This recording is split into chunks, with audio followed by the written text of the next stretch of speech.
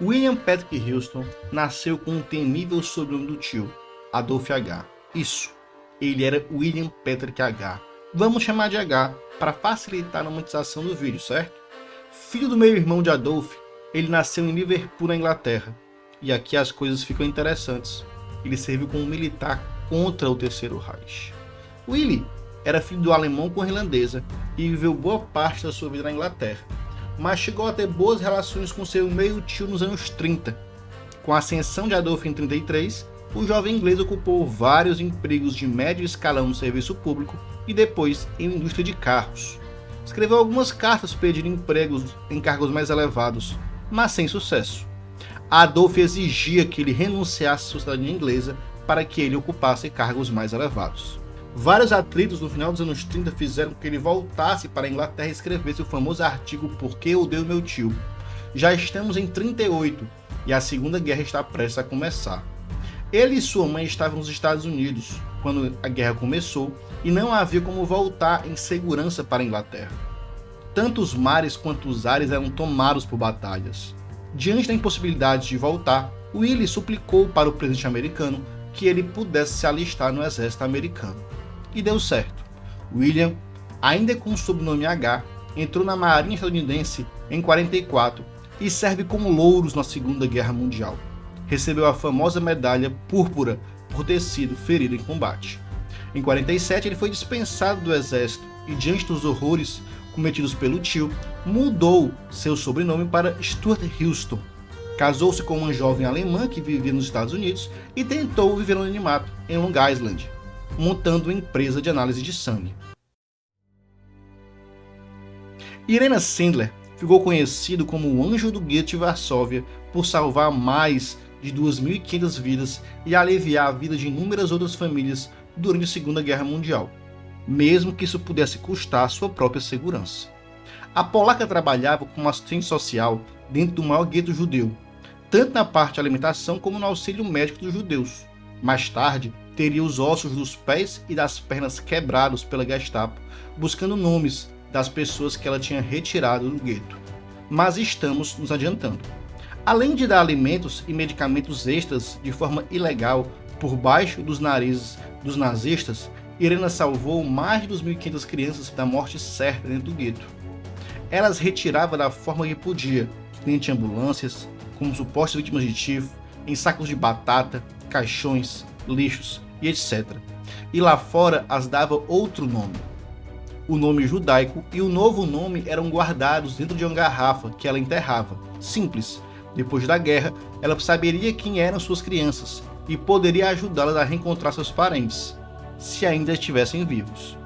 Óbvio que os alemães, cheios de planilhas com números e nomes, sentiram falta de tantas crianças e da escassez de alimentos e medicamentos.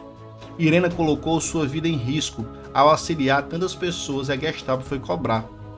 Durante os interrogatórios, ela resistiu bravamente que os interrogadores quebrassem os ossos dos seus pés e das suas pernas sem entregar nomes, tanto dos judeus salvos como das pessoas que colaboravam com ela para que tudo desse certo. Ela iria morrer na prisão durante semanas de tortura ou morrer em um campo de concentração. Isso é um fato. Mas quando se é um anjo, isso comove muita gente. O Zegota, uma organização surgida na Polônia durante a Segunda Guerra Mundial para auxiliar ajuda aos judeus, subornou alguns guardas alemães que a soltaram. Um guarda simplesmente abriu a cela e disse para ela, em voz alta e clara: "Corra!" Depois que a guerra teve fim, seu trabalho continuou. Agora ela tinha que desenterrar as garrafas e ir atrás de suas crianças e de suas famílias. Infelizmente, a maior parte das famílias não existiam mais. Levá-las à Palestina, onde vários judeus já começavam a criação do Estado de Israel, era um trabalho árduo que Irena continuou a fazê-lo. Ela foi indicada para o Prêmio Nobel da Paz pelo governo polaco. Irena Sandler era uma das últimas heroínas vivas de sua geração e que tinha demonstrado uma força, uma convicção e um valor extraordinário frente ao mal de uma natureza extraordinária. O prêmio, no entanto, foi dado a Al Gore pela sua defesa do meio ambiente. A Alemanha começou seu plano de criar uma grande Alemanha em 38, a partir de um processo conhecido como Anschluss. Essa é uma foto das famosas cédulas de votação que foram usadas pelos austríacos para votarem se queriam ou não se anexarem à Alemanha.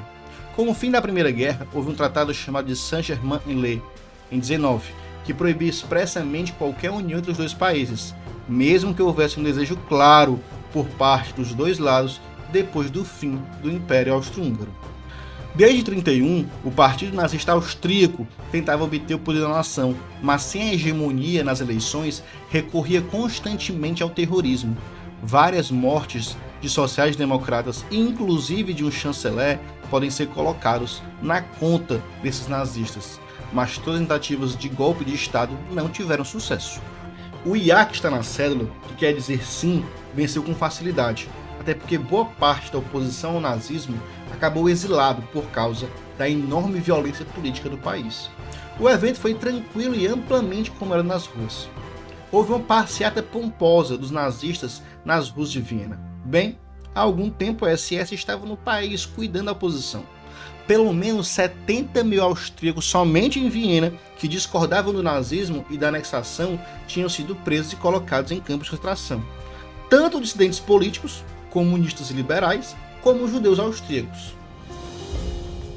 Era improvável, um espanhol sem nenhum treinamento de espionagem foi um dos principais agentes para a derrota do Terceiro Reich nazista.